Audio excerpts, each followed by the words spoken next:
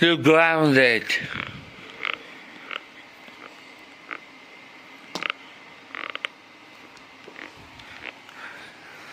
And also, we'll raise some money for the SSR characters. Is it a new game?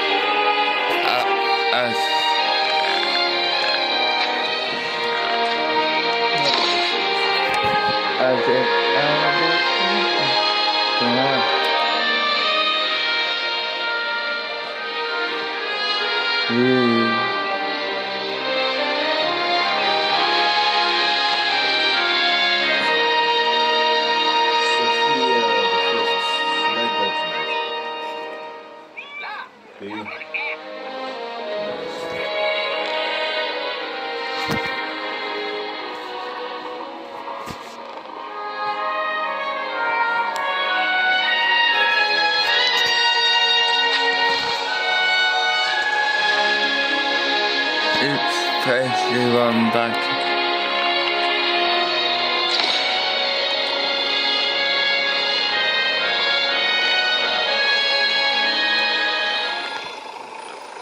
The last day of summer for Phineas and Ferb was a great finale to the summer filled with fun times. And it was mostly because it focused on the two who deserved it, Candace and Doofenshmirtz, by giving them sitting under a small farmhouse. Amy White,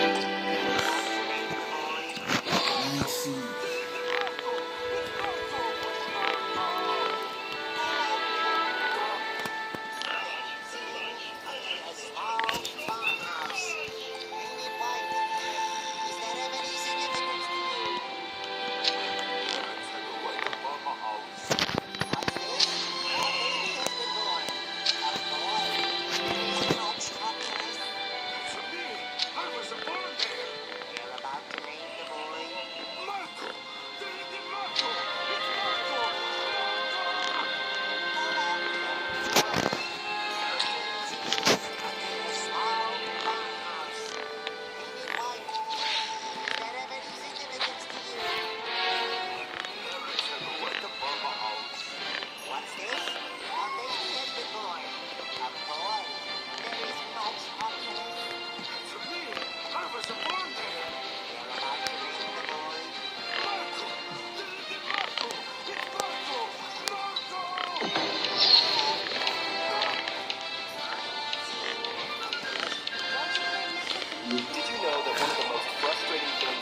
What?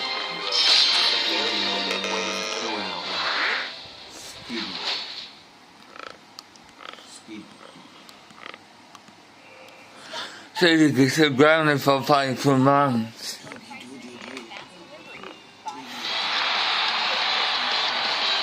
Turnip flavored cupcake.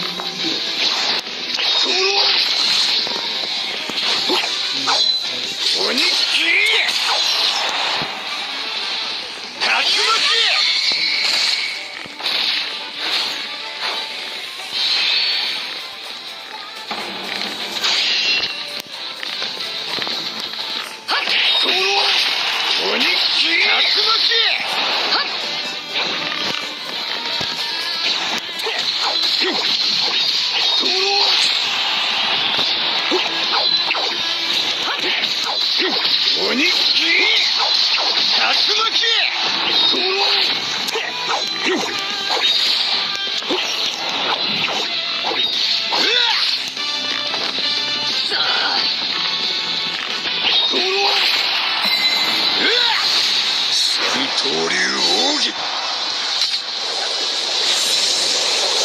三千世界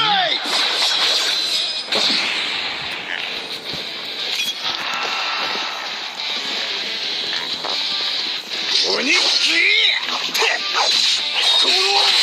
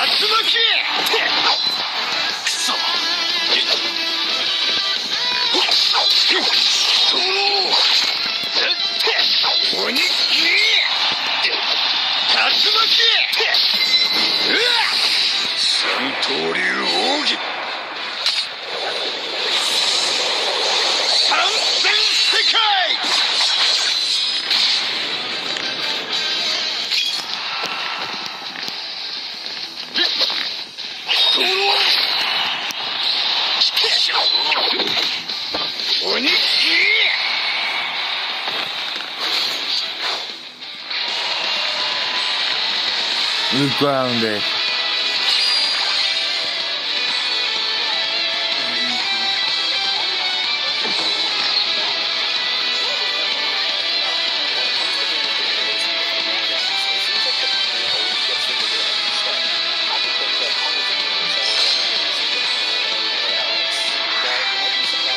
Some of the games that were not released in Japan.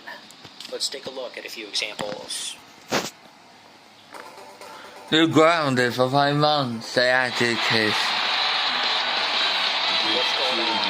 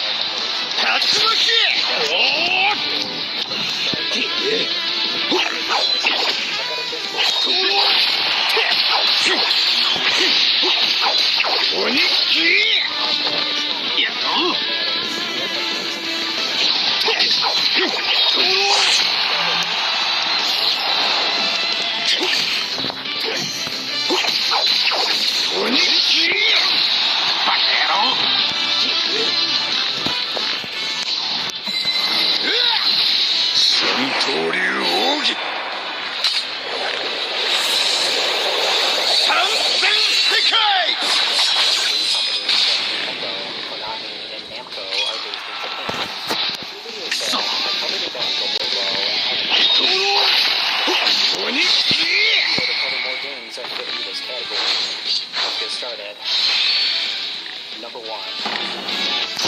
Here's Beavis and Butthead on the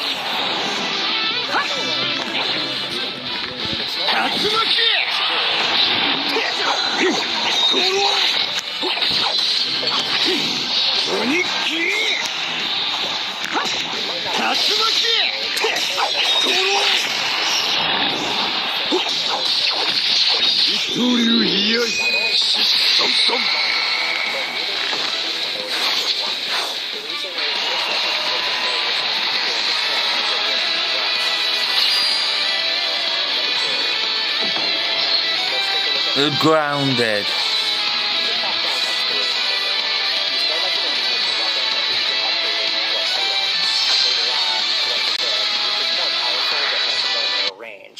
There's two main parts of the game you're going through, the sewers and the outdoors. The graphics are good, but I wish there was more variety. We only get two different backgrounds, which gets boring to look at quickly. The mechanics really hold this game back. Most of the backgrounds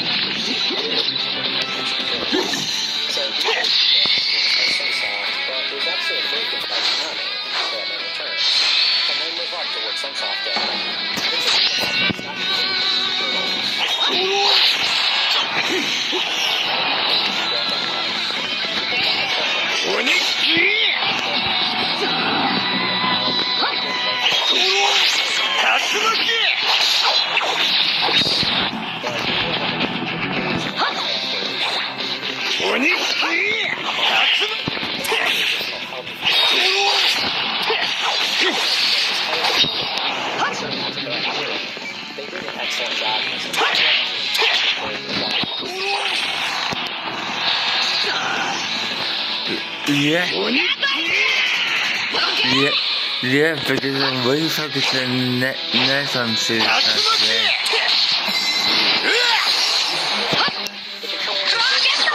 Yes. Yeah.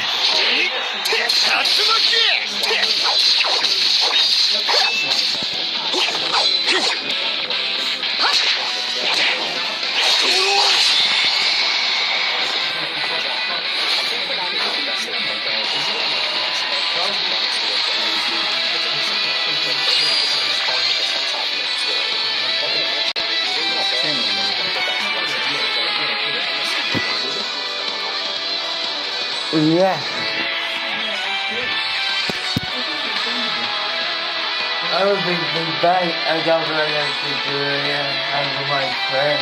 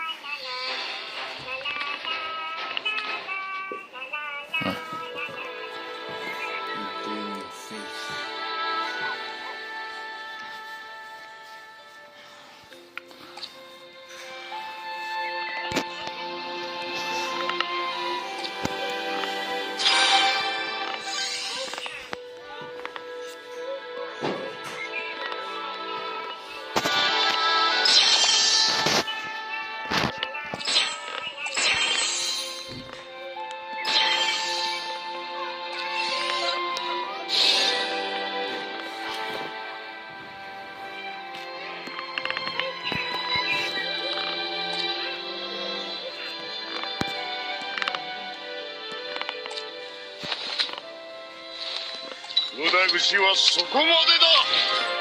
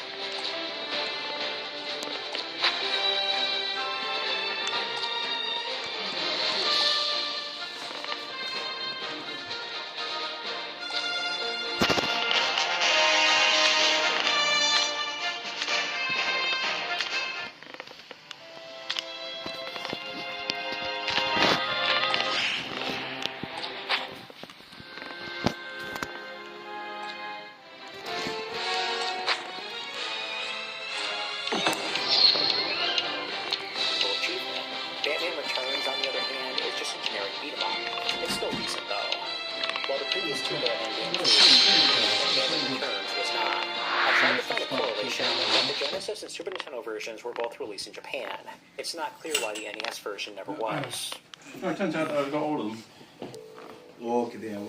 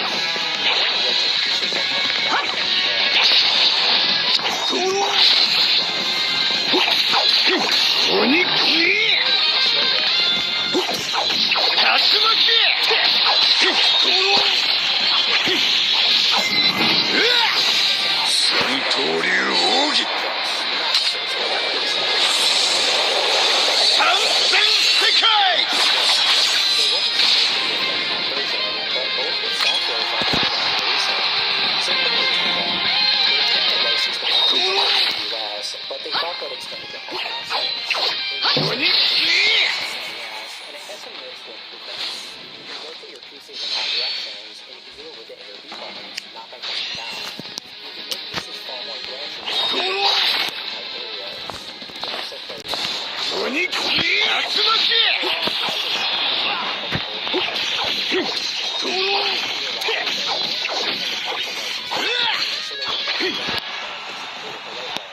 After a court battle, Tempest was forced to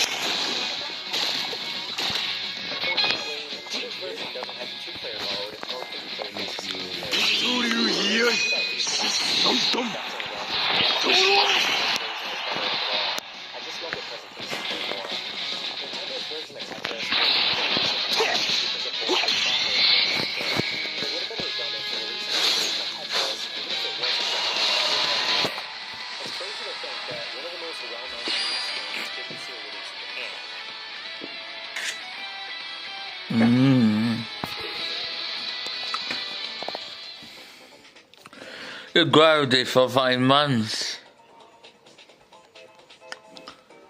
If you made it this far, do me a favor and hit that subscribe button right there. And what games are you surprised about that weren't released in Japan? Are there any games that I missed? Let me know in the comments. Thanks for watching. Sort this out, so we think you a minute. Get Moses ready. Get your free experience and experience. Let's see your story.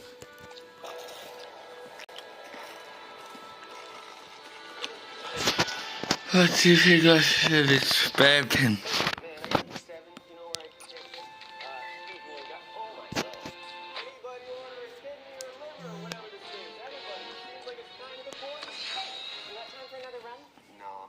Get you motivated next to you. You're probably familiar with some of Atari's franchises like Asteroids.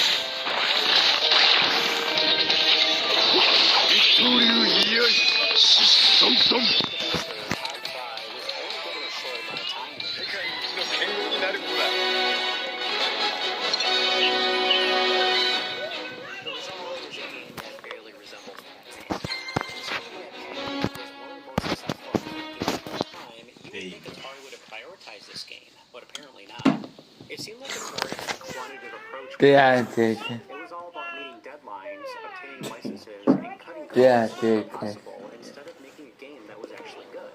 It wasn't just Pac-Man either. Consumers were losing interest in video games in general because they didn't know what they were getting. Imagine buying a game because it's based on your favorite movie and then finding out that the developers rushed it in 5 weeks. The video game crash was a period in 1983 and 1984 where video games were not profitable at all because consumers were losing interest in them. Some of Atari's practices, like focusing on quantity over quality, has a lot to do with why the crash happened in the first place. With video games not selling anymore, Atari was not doing well financially. As a result, the owner of Atari, Warner Communications, sold the consumer products division to Jack Tramiel, who would rename the company Atari Corporation. Atari Corporation had a whole new team of employees, but they still had the console rights to the Atari name, and they got all of Atari's assets. Warner Communications held on to the arcade division along with employees from Atari Inc. because the arcade scene was still making money. This new company, called Atari Games, didn't have access to any of Atari's IPs like Asteroids or Centipede, so if they wanted to publish any games, they would have to start from scratch. There was an agreement between Warner Communications and Jack Tramiel where Atari Games always had to put games after Atari to differentiate it from Atari Corporation. They also had to go under a completely different name should they ever choose to publish console games. This is why they published NES games under the name Ken. The first game was actually created before the company Atari Games was officially formed, Marble Madness. The game had an interesting development history with many different ideas that were being thrown around. It was originally going to be a tie-in to Michael Jackson's Thriller, but that ended up not happening. The lead developer, Mark Kearney, originally wanted a miniature golf type of game, but later on, it would become a game where you could control the ball directly.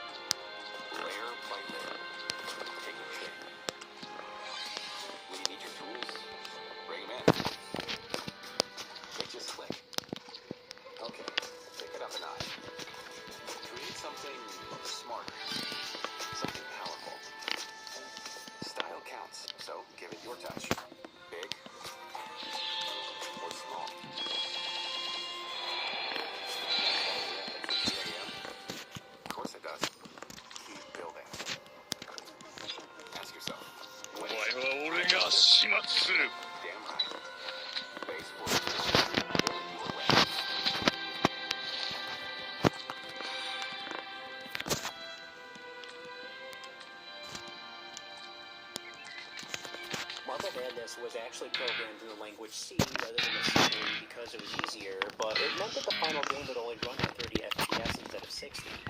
It's an isometric platformer where you must reach the finish line before your time runs out. The sooner you finish, the more bonus time you get on the next level. If you fall from too high of a point or get hit by an enemy, you lose some time. You only get 1 life, so if you run out of time, it's an automatic game over. Not even an extra coin will let you continue.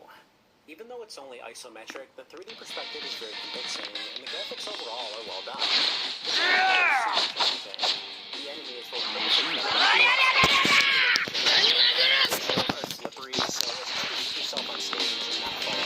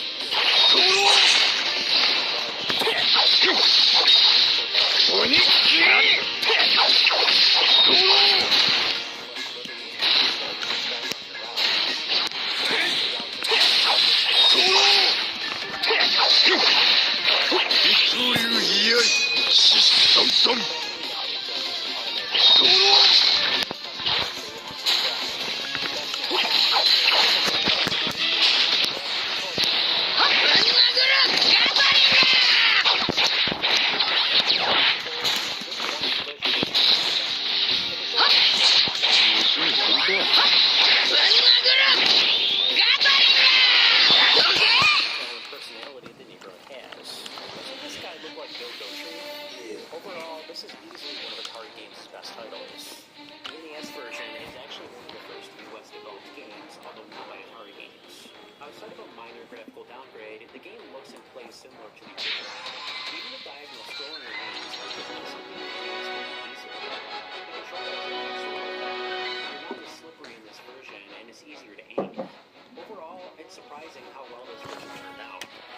Here's a more obscure game. Sweet February. It's a platform where you just collect every item and bring them back to the starting point.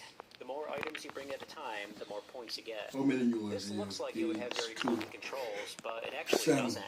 You can drop down to any platform without taking damage or dying. You can also jump very high, and you can descend at an angle instead of falling straight down. This is not a typical early 80s arcade game that has clunky controls. You have a projectile weapon that stuns the enemies. If you hit the birds or bats, you can fire to whatever location you want. If you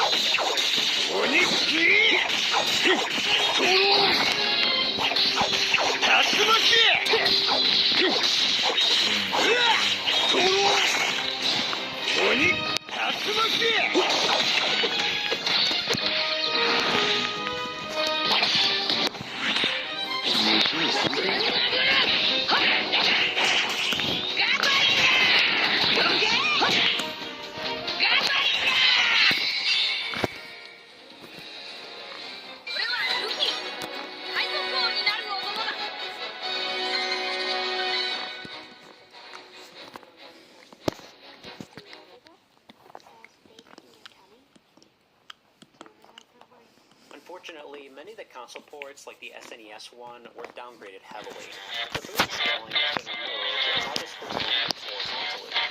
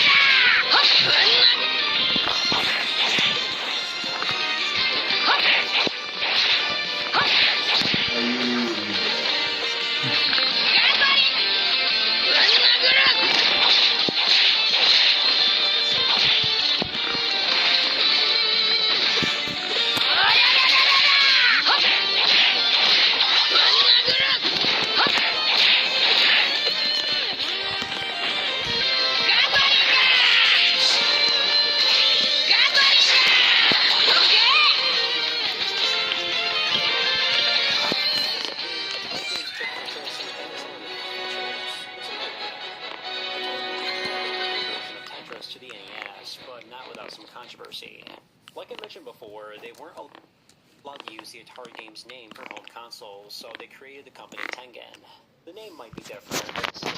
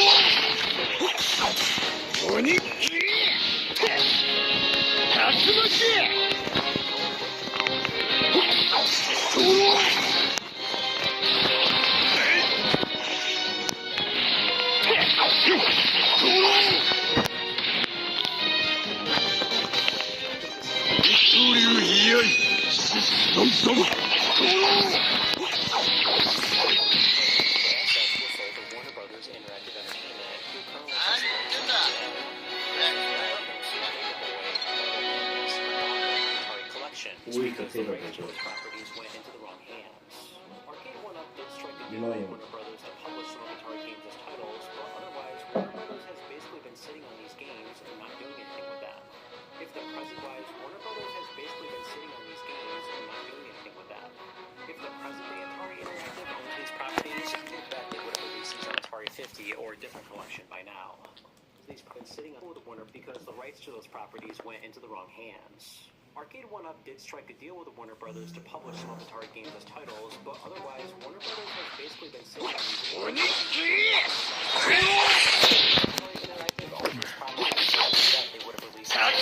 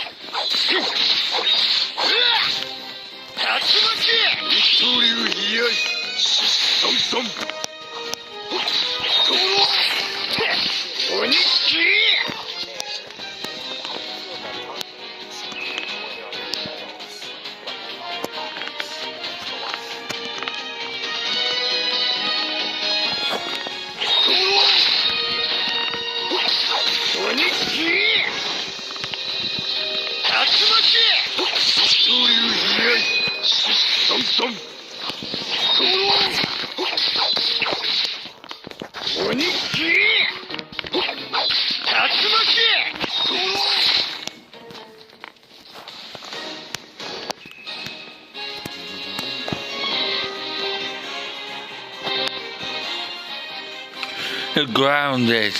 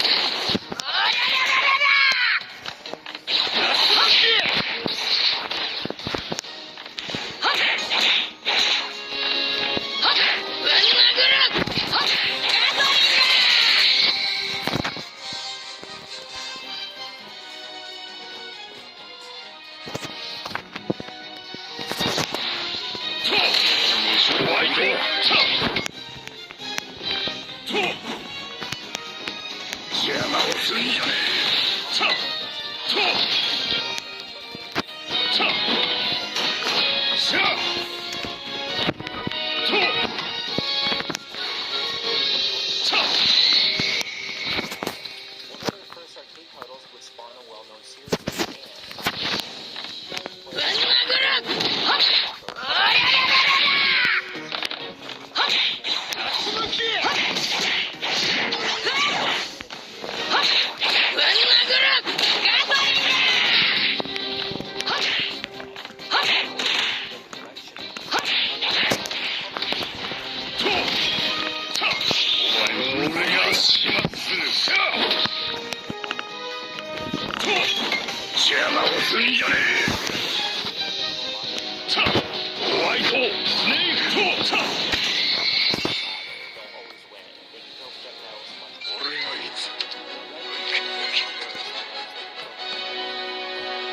It's usually better not to fight the enemies head-on. Instead, it's better to jump evasively so you can hopefully get a shuriken on them.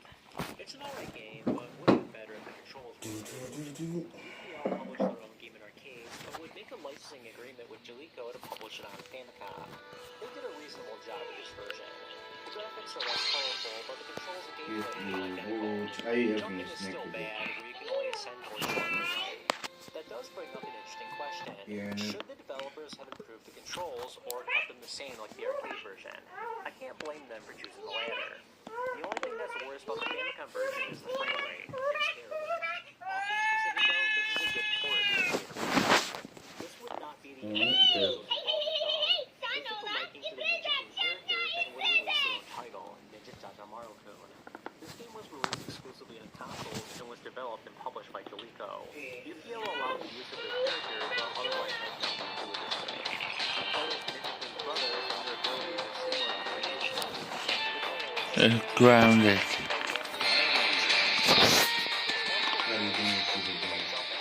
Some of them will contain special abilities that will help you throughout the game. If you collect their abilities, you can ride your frog friend. Here, you're able to eat all the enemies. Grounded.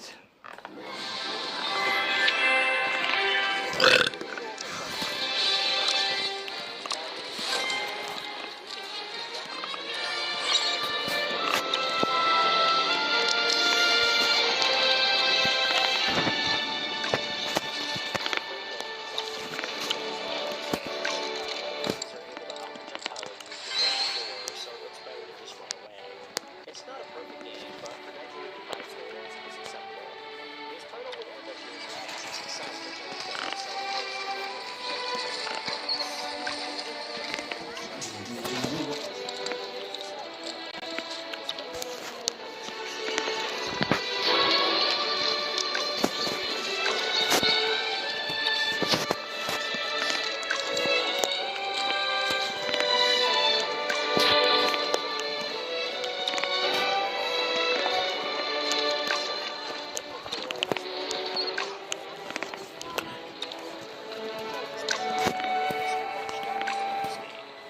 it's a side-scroller stage. There are some ways to the predecessor though. The great blocks that give you abilities and some at the end of the stage,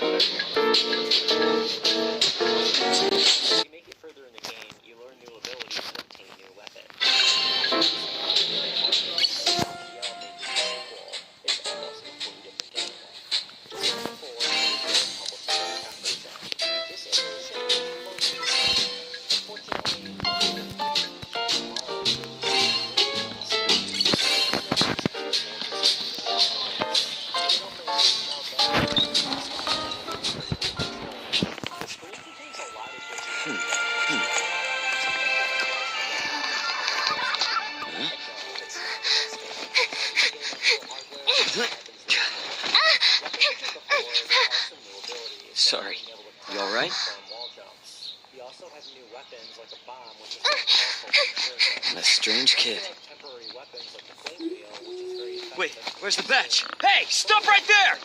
Use that from the game.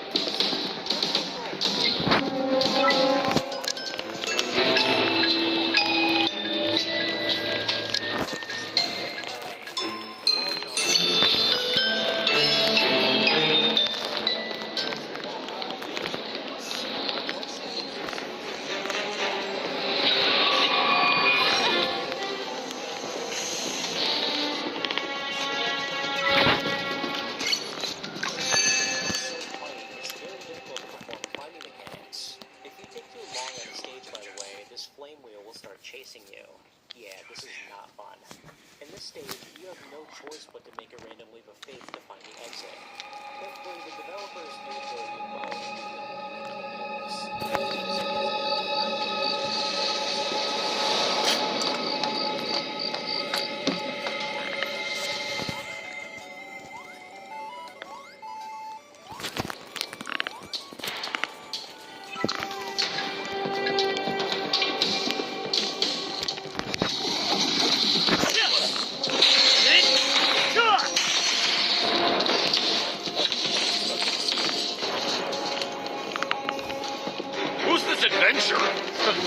You ain't welcome. All right. Got him, boys!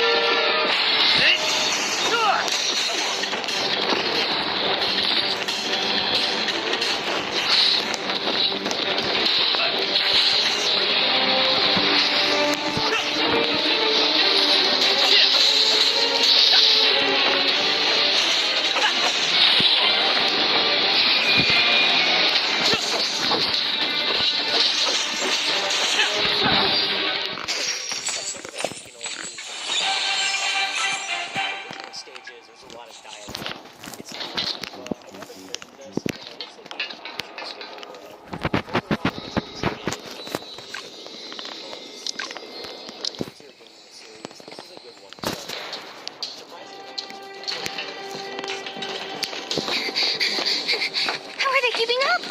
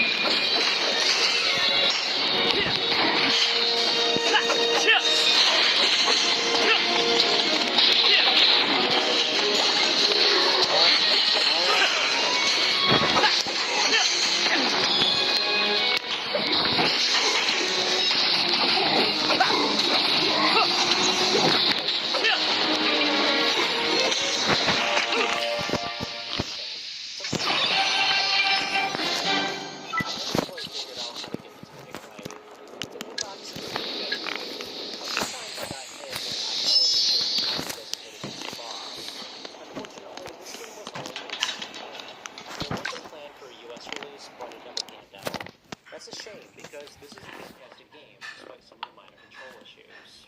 Even though UPL created the game, Nintendo was really the one that carried the series. UPL didn't make that many Nintendo titles.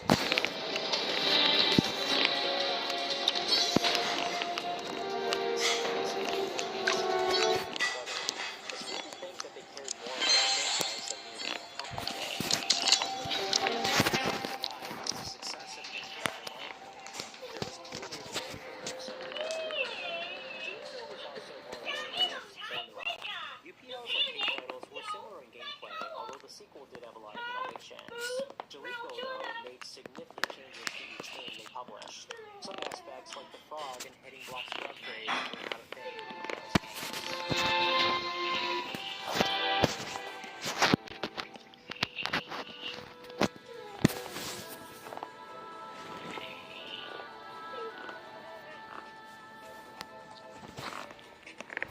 Hey, I just wanted to thank you so much for watching this video.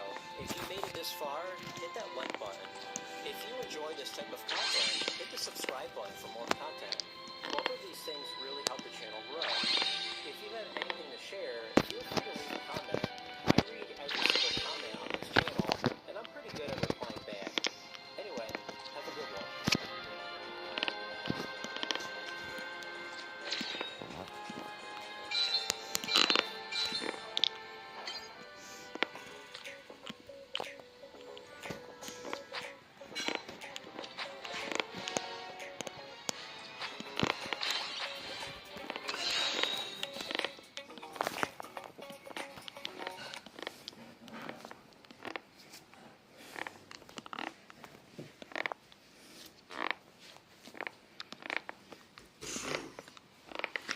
Grounded.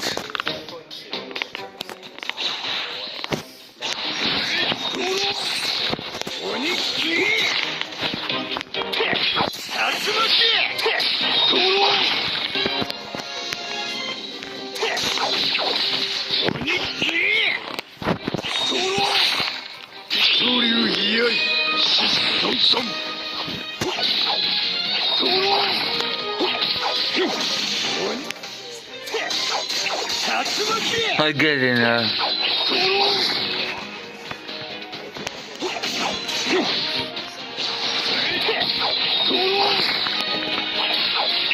do you think of pressing the wrong?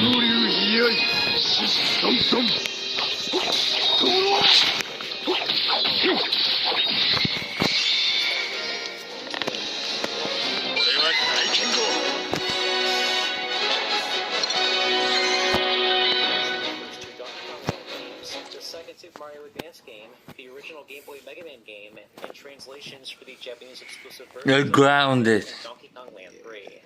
Absolutely love the channel. Please make a part 2. The one. Showcasing features a lot of fun to watch and inspiration to try. Thank you.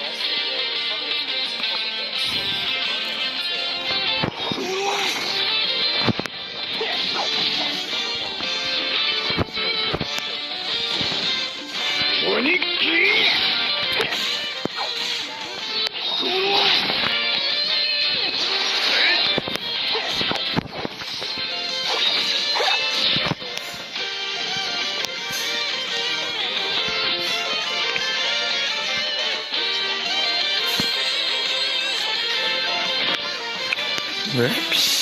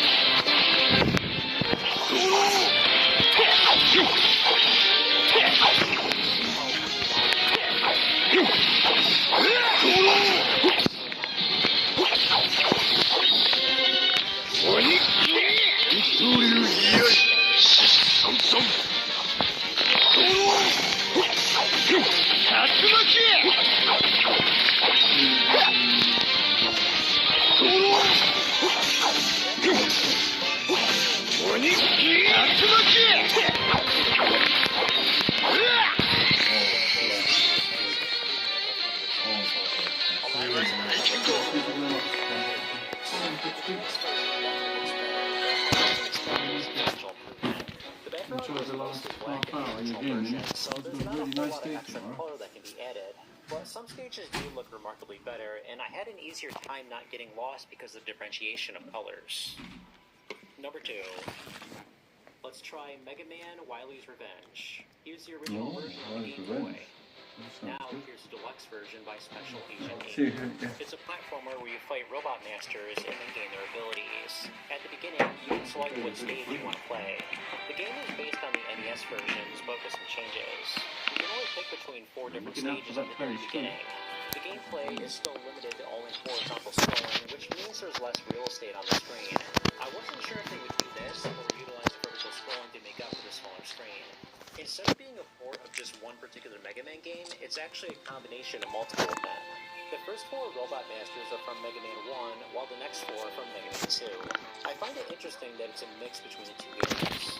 Even some of the stages borrow aspects from different Mega Man games. The Windman stage, for example, is similar to Mega Man 1, but the Sky area is more like Windman stage from Mega Man 2. Unfortunately, you're not getting as much content as you do from the NES games. Once you beat the first 4 stages, you move on to Dr. Wily's castle. The Robot Masters from Mega Man 2 don't even have their own stages, but at least they're here.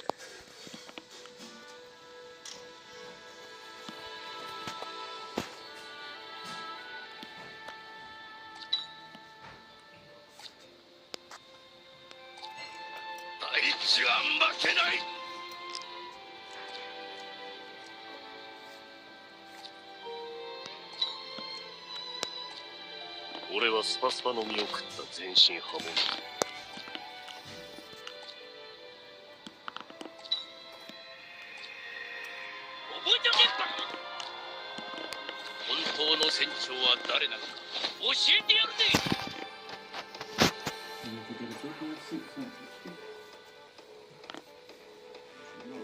体がなんだ。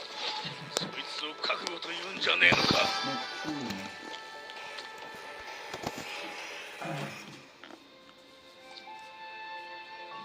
ワンホイッセル500万エクストラで助けてやる。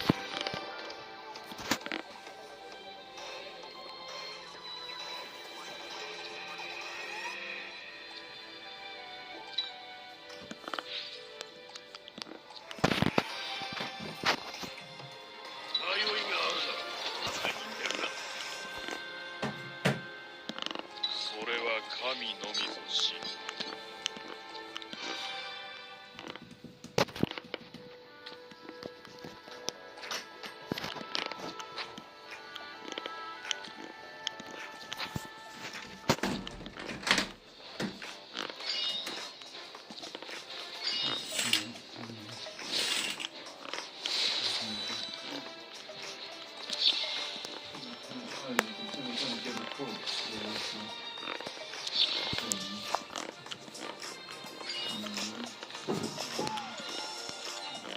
獣の匂いでな。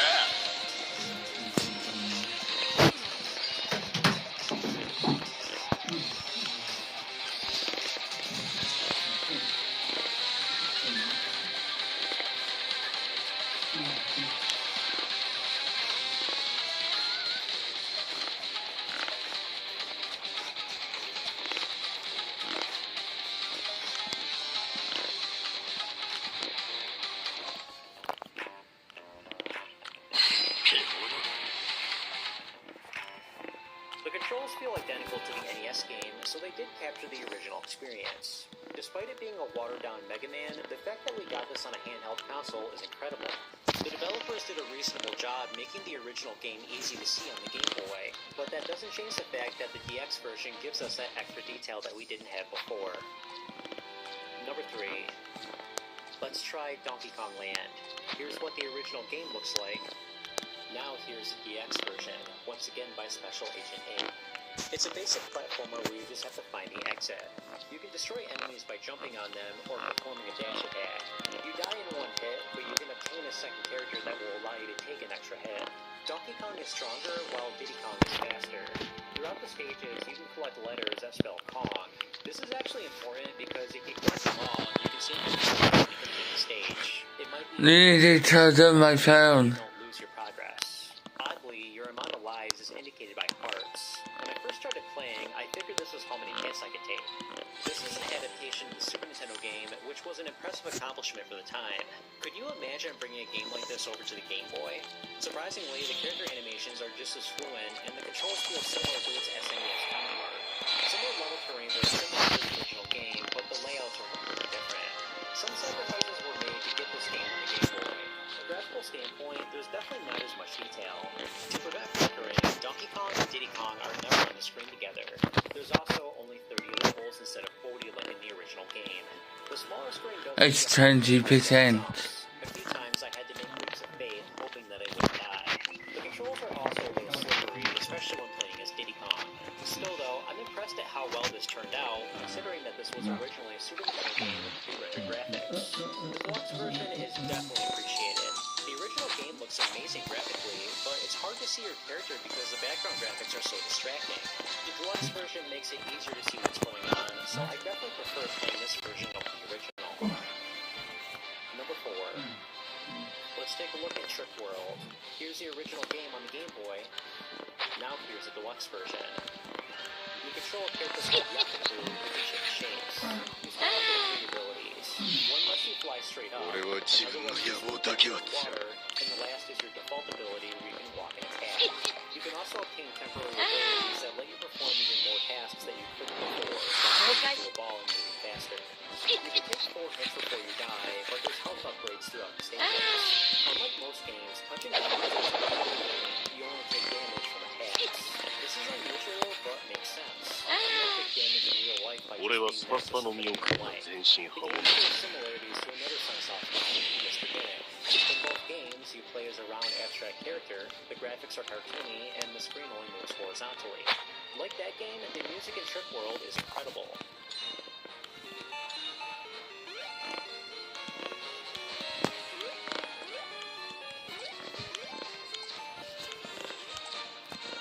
This is remarkable considering the sound chip on the Game Boy is not as great as the NES.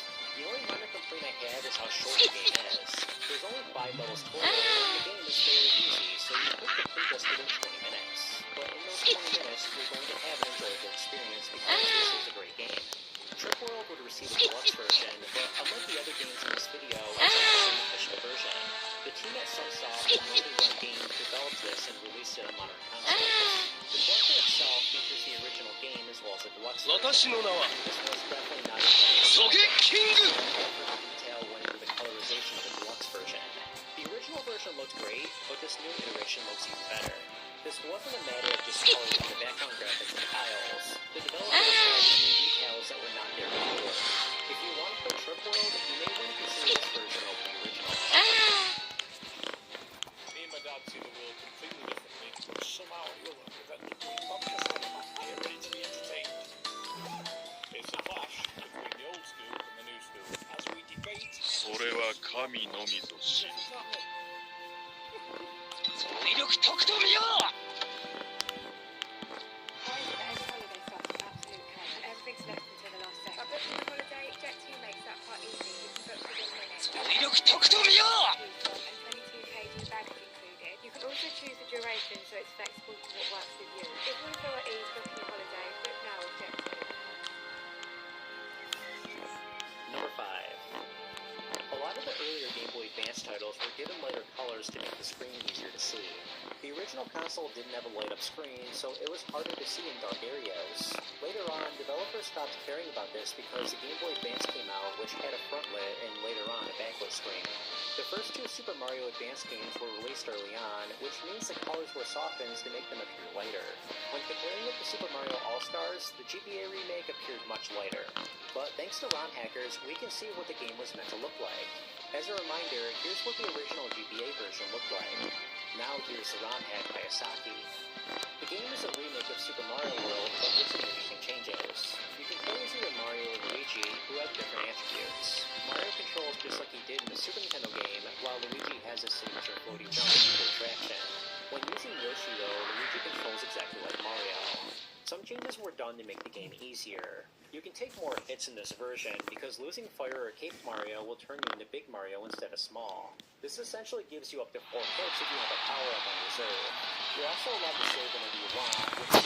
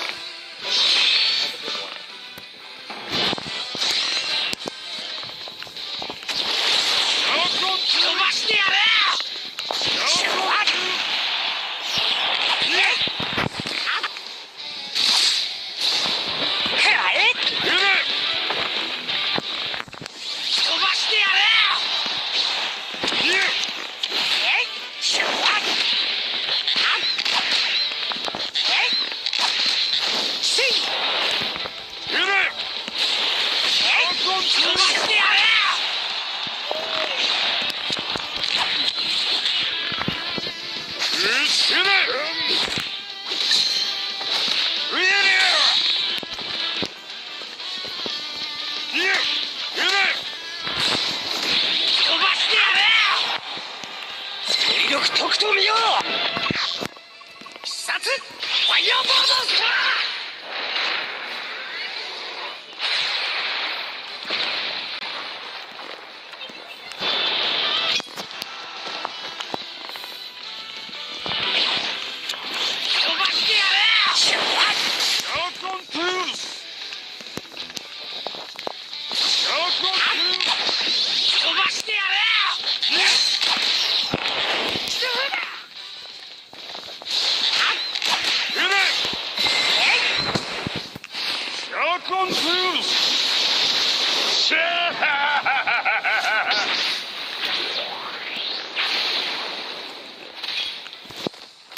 This is Super Mario Land 2. Now to select the player of the game. While the original looks great, it might surprise you to know that many of the video titles got a colorized version. Let's take a look.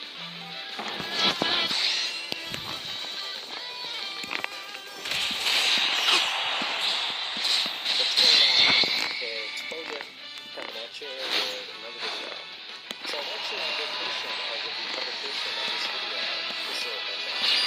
Alright, if you want to join me, Aaron Sunshine, Joey the Gamer, Drew on the Sex, Odds John, Braylon, Christopher, and more, just go to discord.over.net. Alright, let's talk about some cool ROM hacks.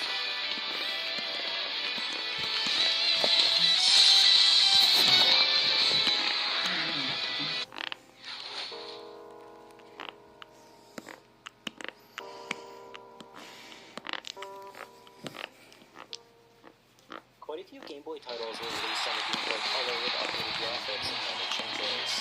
For example, most platforms were released on both consoles, but the Game Boy Color version got color as well as games was released on both consoles as well. The color version has bonus features that titles that were re-released, but now in color. But not every title was see the color. There are a few classic Game Boy titles that did receive versions.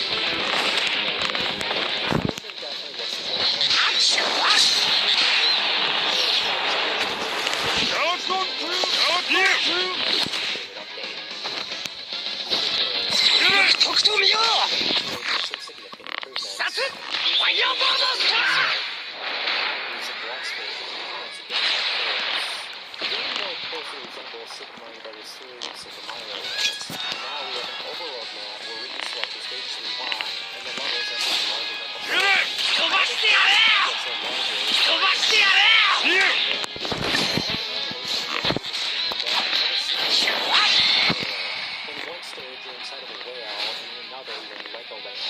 In this level, you're in space, and you discover the colors being your mascots. The music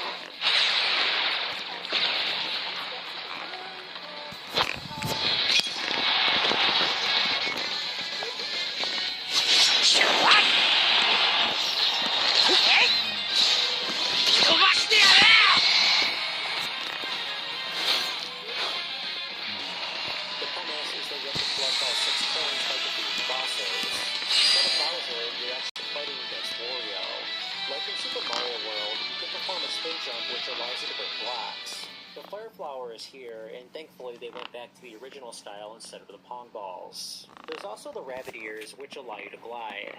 Unfortunately, the rabbit ears are not quite as good as the cape or raccoon Mario because you can't fly or attack with them. I only have a few minor nitpicks. Mario has trouble gaining momentum when he's in the air. If you don't already have running speed, you're not going anywhere.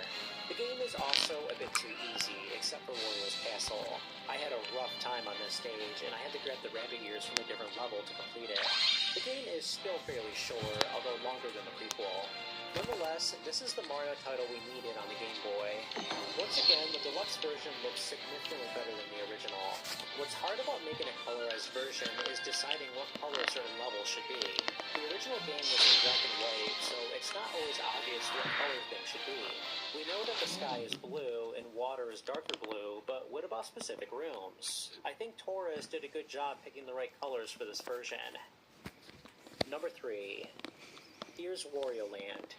Here's what the original version looks like, and here's what the deluxe version looks like by Forzo. The original version is significantly different from the one that the main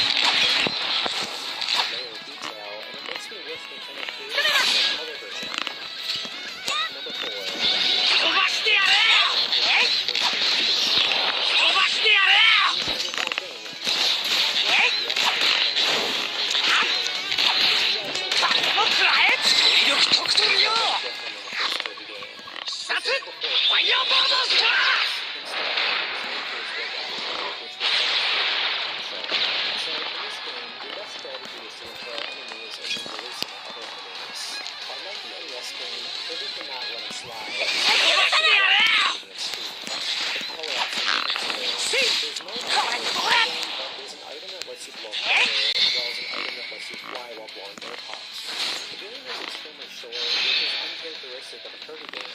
There's only 5 stages, and the last one barely counts because it's a boss rush.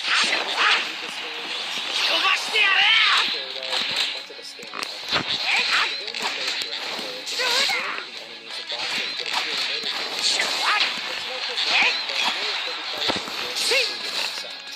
This is one of the first games to receive a colorized ROM hack. We think it's enough to detail that we didn't have before, but it's stages. Number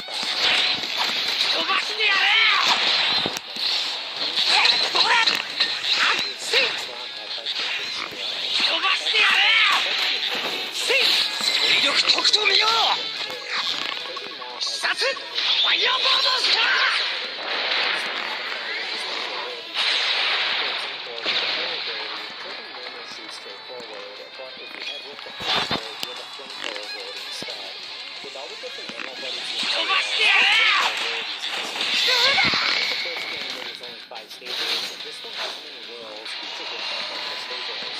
This is more in line with typical Kirby game. You also don't have to play a game in one sitting because of save files. You also have rainbow drops, which are special items that you collect in each world. I do have some minor nitpicks. Kirby still cannot run or slide like he can in the NES version. When you have an animal buddy, you're stuck listening to the same tune for the entire duration.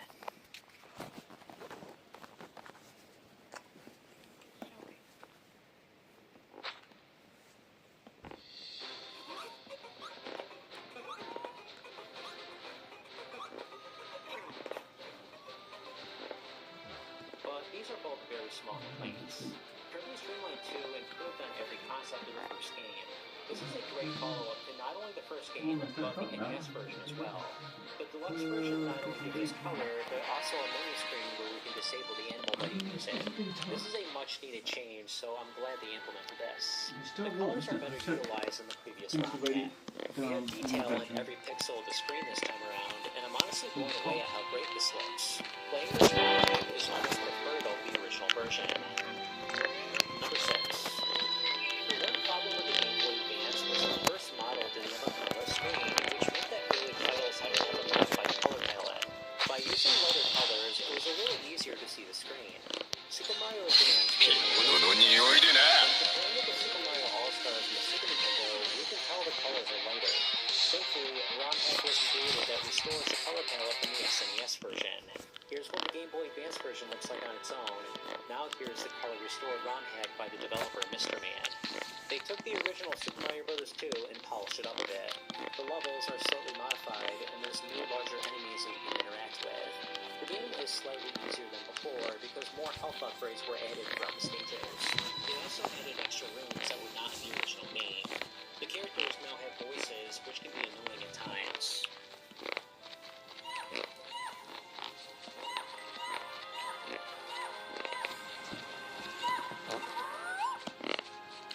Some extra cutscenes were added to give more detail to the backstory. My only complaint is the fact that they nerfed Toad. He can no longer run fast when carrying enemies. Oddly though, he still runs fast when carrying Wawa. I find this change unnecessary because I never considered Toad to be overly broken. His abilities are a bit unorthodox, and some players may not even know what they are. Overall, I don't like some of the changes they made, but it does play identical to the original. I'm glad we got Super Mario Bros. 2 in some form on a handheld console. If you prefer the graphics from the Super Nintendo game, you'll like this ROM hack. I never minded the lighter colors on the GBA version though, so I can really take or leave this particular ROM hack. So those are just a few of the deluxe ROM hacks out there. If I made a part 2, would you want to see that? And are there any games that I missed? Let me know in the comments. Thanks for watching.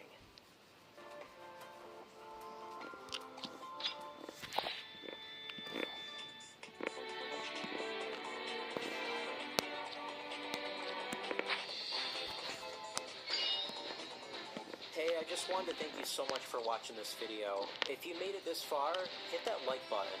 If you enjoy this type of content, hit the subscribe button for more content. Both of these things really help the channel grow. If you have anything to share, feel free to leave a comment. I read every single comment on this channel, and I'm pretty good at replying back. Anyway, have a good one.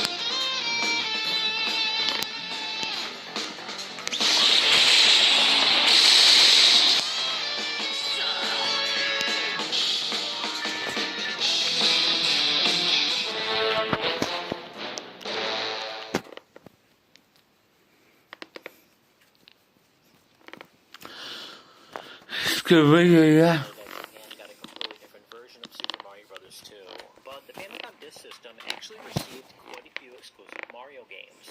Let's take a look.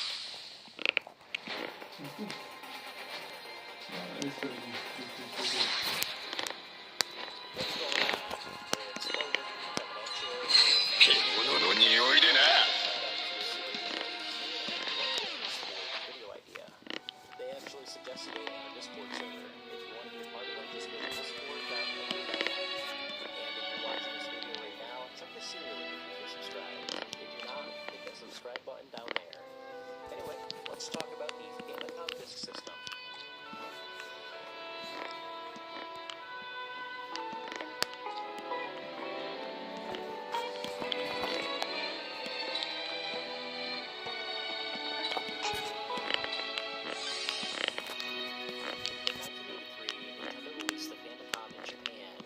Console was better than anything we've seen up until that point.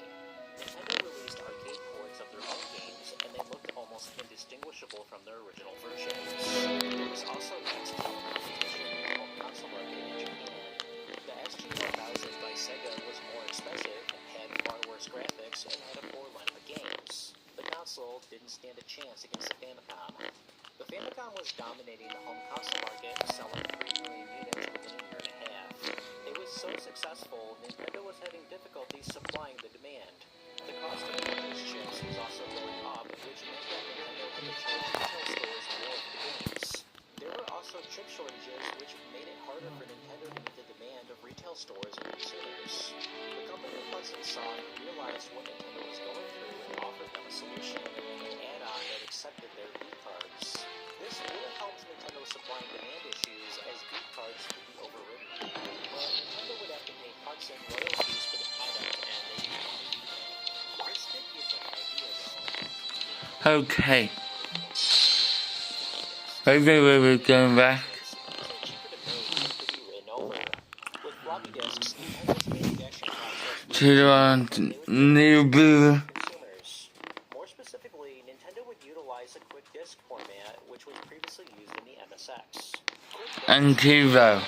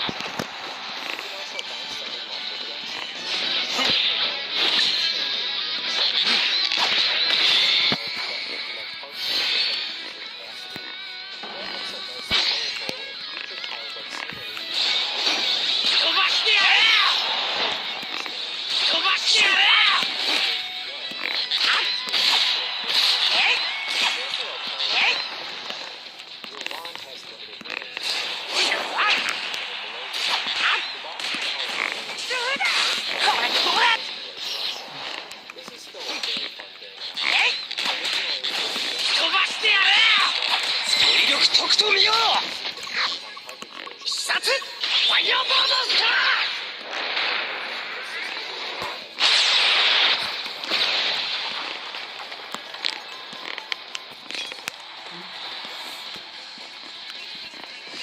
飛ばしてやれ。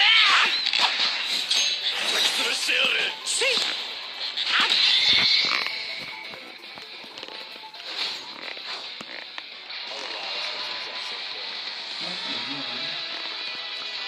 Swim into us.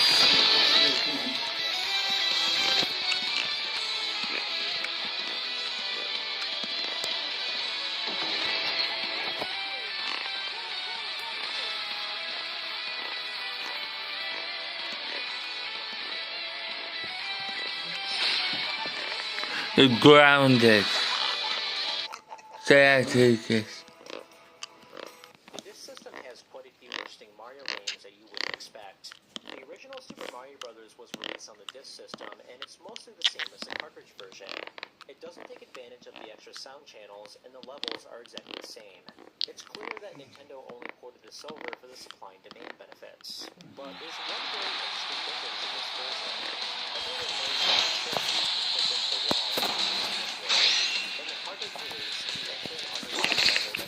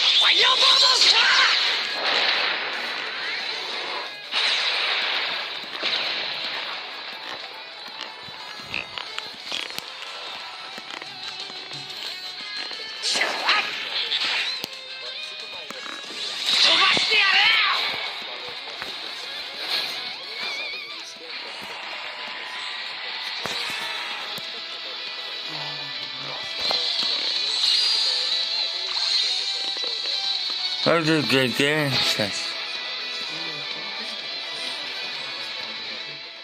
this on a compilation full of 3 other games, not just on its own. Some games were only releasing kiosks and not as a standalone title, like Mario Bros. Returns. This title was published by both Nintendo and the fast food company. There's 2 different games to choose from. The original mode is an upgraded version of the NES port from 1983. Mario can change direction mid-air much easier now. The game actually saves a high score, unlike the cartridge release.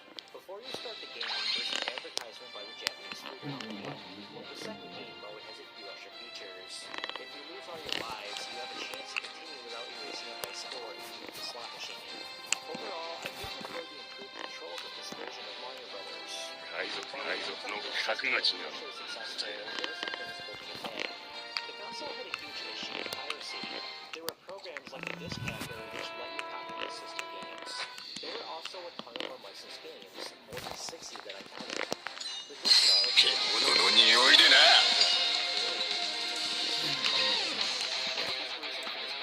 Cool. What a good game, Jason. I'm going to do more tomorrow. I never went too well. I don't need to tell. That's wonderful, man. That really is. But we will go back now since I want new people. Okay. New people and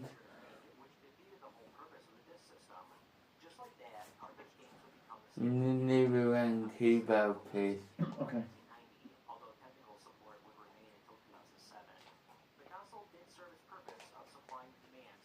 That's a great. Right.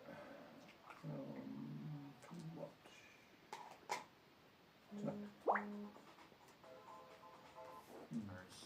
Smart and fun.